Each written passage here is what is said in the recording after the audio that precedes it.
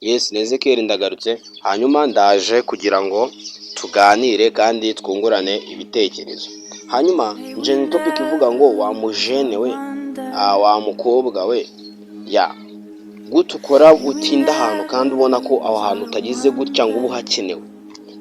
Hindura projet, ufite projet nyinshi mu mutwe, ufite ibyo gukora byinshi. Ni gute ukorera umuntu ukamukorera nyamara batari kuguhereza ibihwanye n'ikintu urimo gukora. Ni gute ubona ko ahantu utahakenewe uri kugakomeza ukahigundiriza. Urinde wo gukorera ubusa. Urinde wo gukorera ubusa. Uri umuntu ufite gukoresha amaboko yawe, ugakoresha ubwenge bwawe, ariko ukabikoresha mu bintu bifite inyungu. Maybe uyu munsi tubona abantu benshi baza kuri TikTok ngo dufite impano, ngo dufite ibintu ngo byo gukora, ariko ngo twabuze abantu bo kudufasha. Ninde muntu hano hanze wazanywe kuri TikTok cyangwa kuri social media no kugufasha? Ikintu cyumve neza, tugishyireho umucyo. Nta muntu kuri TikTok waje kugufasha. Hari umuntu kuri TikTok cyangwa kuri social media, YouTube n'izindi mbuga za Twitter n'izindi, umaze imyaka 10 yajeho nta muntu n'umwe umusapotinze. Umuntu mu myaka 10 nibwo amaze gufata social media yifite mu biganza. None wowe urashaka ngo ujye gukorera ku kinyamakuru cyiwe nta kintu utanze, kandi we yaratanze umwanya wagatanga amaraso ye akiyuha icyuya. None muraza kuri TikTok ngo mufite impano, ngo mwabuze ngo abantu ngo bapromotinga. Ninde wo kugupromotinga?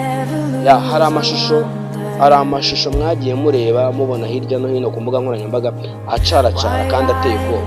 Ababebi bashiki bacu namwe mbarabure man, ariko none nta kundi mwabigenza. Umubebe araza kuri social media akaza akambara ubusa man, akambara umwenda w'imbere. Baderike nibo bavuga ngo baje ngo kubatamo imipuri. Nawe bitekereza. Umukobwa kugira ngo yubake izina rye aremera amana akaza kuri social media akambara ubusa. Mwaragiza mukamuseka mukavuga amagambo nandi y'ubuntu. None ko uwo muntu ufite social media yiwe urimo urapromotinga abo bantu yayikoreho imyaka 15, yamara kwigura imyaka 15 akaba ari amaze gufatisha YouTube, atangiye gufata amafaranga ya YouTube. None wowe urinde wo kuza ngo agufashe ku busa, urinde wo kuza ngo agufashe ku busa. Uwo mukobwa araza akiyambarira ubusa hari hanze, mukaza mukavuga amagambo mukavuga ibyo mushaka.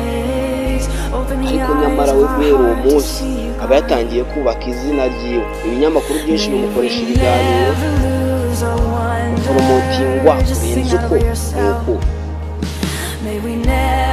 Promotingwa kurenza uko nuko. Munsubize muri comment, mwandike hasi muri comment. Mubwire n'ibintu mumva kuri cyangwa se ninde muntu wazanye ku isi no kugufasha. Nta muntu ugufitiye n'ubu usibye uzo wawe. Umuntu araza akakubyaza umusaruro w'ibyiwe, ariko agutezeho inyungu ze, umubwira ngo yagufasha kugiye gukora ibyawe, ubaye umuntu. Maybe abakunda cyane.